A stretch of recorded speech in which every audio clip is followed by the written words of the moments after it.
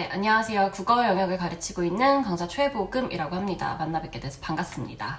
먼저 수업 소개에 앞서서 이제 고등학교 2학년에 올라가는 친구들이 어떤 부분에 조금 중점을 두고 국어학습 방향을 설정해야 하는지 그 부분에 대해서 먼저 설명을 드리려고 합니다. 고등학교 2학년에 올라간 학생들은 사실상 이제 본격적으로 현실적인 고민들이 시작됩니다.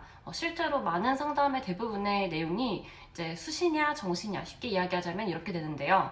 사실은 이러한 고민들은 그렇게 크게 의미가 있지는 않습니다. 왜냐하면 최근 고등학교 내신 시험의 트렌드는 기본적인 교과서 내용, 교과서 지문을 바탕으로 외부 지문, 연계 지문, 그리고 아예 수능이나 모의고사의 지문들을 그대로 이제 또 문제만 변형해서 시험에 출제하는 것이 또 최근의 트렌드이기 때문에 아이들이 내신 대비를 하면서 수능 공부를 따로 한다. 이 둘을 분리해서 생각한다라는 것 자체가 비효율적이고 또 별로 바람직하지 않다라고 보실 수 있는 거죠.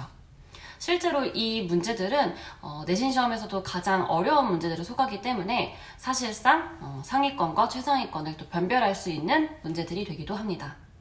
반대로 생각했을 때 수능 국어만을 준비한다. 우리는 정시파라고 해도 이 부분에 대해서는 마찬가지입니다. 기본적으로 평가원이 제시하는 수능의 방향이 고등교육과정을 철저하게 아이들이 잘 이수했는지 또 그 내용을 바탕으로 문제들이 출제되고 있기 때문에 교과 내용을 배제하고 좋은 점수를 받겠다 수능에서 이것은 사실상 불가능한 일이라고 보실 수 있겠습니다. 실제로 수능을 막 잘 본 친구들 중에서 내신 성적이 그에 비해 조금 떨어진다. 조금 낮을 수는 있겠지만 사실은 이것은 아이들이 조금 더 좋은 대학에 가기 위해서 방법적으로 정시를 선택한 것이지 내신을 못 보는 친구가 내신을 잘 볼 수 없는 능력을 가진 친구가 수능을 잘 본다. 이것은 불가능하다라는 것이죠. 반대로도 마찬가지입니다. 내신이 굉장히 완벽한 친구가 있는데 이 친구가 그에 비해서 모의고사의 성적이 조금 떨어질 수는 있습니다. 그렇지만 모의고사에서 3, 4등급을 받는다. 이런 경우 사실은 보실 수 없을 겁니다. 이거는 당연한 이야기인데요. 사실 내신과 수능이라는 시험의 성격 자체가 다른 것이지 국어라는 과목의 특성 자체가 바뀌는 것은 아니기 때문입니다. 그래서 꼭 요 두 시험이 분리되어서 어떤 하나를 선택하고 어떤 하나에만 집중해야 된다. 이게 아니라는 것을 꼭 알고 계셨으면 좋겠습니다. 자, 그렇다면 결국 이 지금 겨울 방학 동안 아이들이 어떤 부분에 중점을 두고 공부를 해야 좀 안정적이고 성공적으로 대학 입시의 출발점에 설 수 있느냐 그 부분에 대해서 말씀드리자면 하나밖에 없습니다. 수능 국어가에서 강조하는 국어의 베이스를 쌓는 것입니다. 독해력, 사고력, 비판력, 논리력 이런 것들을 갖추어 나가는 작업이라고 보실 수 있는데요. 단순히 글을 읽는 것으로 귀결되지는 않습니다. 문학이면 문학, 독서면 독서. 문학은 또 다시 문학 안에서 현대시면 시, 현대소설, 고전시가 고전소설 각각의 현대냐 고전이냐 시냐 소설이냐에 따라서도 접근하고 생각해야 되는 방식이 다릅니다. 이 수능적으로 접근하는 방식 문학도 마찬가지고요. 비문학에 해당하는 독서도 마찬가지입니다.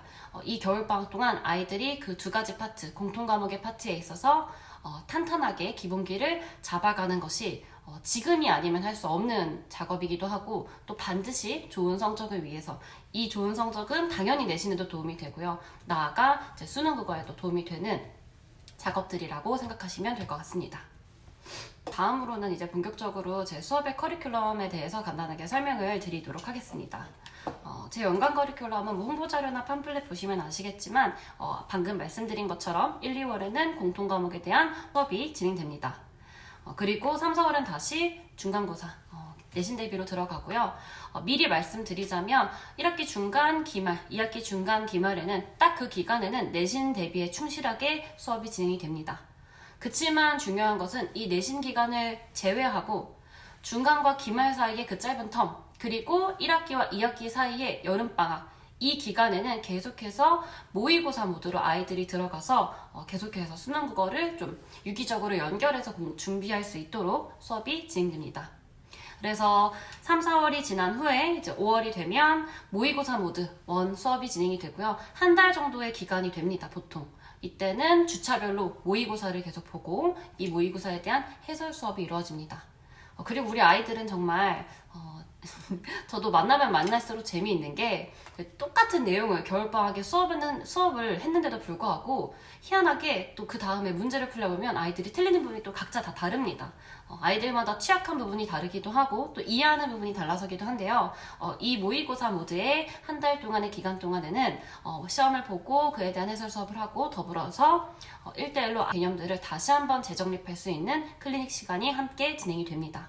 1학기 기말고사 내신이 지나고 나면 여름방학 기간 동안에는 겨울방학 때 진행되었던 것들을 바탕으로 공통과목에 대한 심화학습이 이뤄집니다.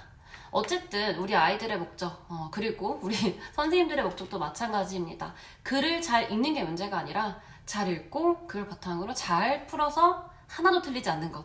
이것이 사실은 아이들의 목표잖아요. 그렇기 때문에 지문을 잘 읽어낼 수 있는 능력이 갖추어졌다면 그것을 바탕으로 어떻게 문제를 풀어내는지, 특히 비문학 같은 경우에는 제재별로 특징들을 좀 알려주면서 접근할 수 있는 방법, 쉽게 이야기하면 문제풀이, 문제 적용에 조금 집중을 해서 심화학습이 이루어집니다. 이 2달의 기간이 끝나고 나면 다시 2학기가 돌아오고요. 2학기 중간과 기말 사이에는 아까 말씀드렸던 것처럼 다시 한번 모의고사 모드라는 제목의 수업으로 계속해서 아이들이 주차별 모의고사를 보고 해설 수업을 듣고 그래서 그 문제점, 취약점들을 보완해주면서 클리닉 수업이 함께 병행될 예정입니다. 이렇게 하면 아마 2학년이 정말 바쁘게 지나가게 될 예정입니다. 1학년 때는 여유도 있고 또 심리적으로 고3이 멀리 있다라는 생각이 있었다면 고2는 내신 모의고사 이렇게 하면은 정말 1년이 후다닥 지나가요. 그렇기 때문에 사실은 지금 이 겨울방학 말고는 기본기를 탄탄하게 심리적인 여유를 가지고 준비할 수 있는 기간이 없습니다. 이 부분을 꼭 알고 계셨으면 좋겠습니다. 다음으로는 학습 관리와 성적 관리 부분입니다. 우선 제 수업에서는 아이들이 매주 미니 테스트를 보게 될 예정입니다. 주차별 테스트라고 하는데 매주 배웠던 수업의 내용 혹은 그 이전까지 쭉 배워왔던 내용들을 축적해서 거기에 맞게 이제 구성되는 미니 테스트라고 보시면 될 것 같고요. 이 테스트의 결과와 함께 아이들의 출결 그리고 과제 수행도, 수업 참여도나 혹은 이 테스트의 결과 아이들 반평균 이렇게까지 해서 매주 학부모님들께 문자로 일괄 전송해드리고 있습니다. 마지막으로 다시 한번 마무리하기 전에 당부드리고 싶은 말씀은요. 이제 이 고2 때가 되면 아이들이 어떤 방향으로 자신들이 공부를 해야 될지 나는 어떻게 하면 대학에 가지? 이런 고민들이 많아지는 때입니다. 이거는 학부모님들도 당연히 또 같은 고민들을 하고 계시리라 생각이 들고요. 이때부터 이제 논술이니 뭐니 해가지고 막 여러 가지를 알아보시는 시기이기도 한데 제일 중요한 건 다른 과목은 모르겠지만 국어 과목에 있어서만큼은 그 둘을 분리하고 어느 하나만을 선택해서 거기에만 집중하겠다라고 생각하는 것은 사실은 아이가 놀고 쉴 수 있는 시간이 많아지는 겁니다. 이것과 이것이 분명 같은 길을 가서 하나의 목표에 도달할 수 있는 길인데 아이들이 굳이 이 선택권 중에서 하나를 버리게 된다고 생각하시면 될 것 같아요. 그래서 굳이 그러실 필요 없이 그냥 내신 때가 되면 내신에 집중해서 공부하고 그 내신 때가 잠시 끝나면 모의고사 모드로 다시 돌아가서 또 계속해서 수능 국어를 준비하는 것. 이 둘의 능력이 절대 분리되지 않기 때문에 걱정하실 필요도 없고 고민하실 필요도 없이 쭉 1년의 커리큘럼을 안정적으로 따라오시기만 하면 걱정 안 하셔도 된다라는 것을 꼭 강조드리고 싶습니다. 네, 그러면은 저는 여기서 마치도록 하겠습니다. 감사합니다.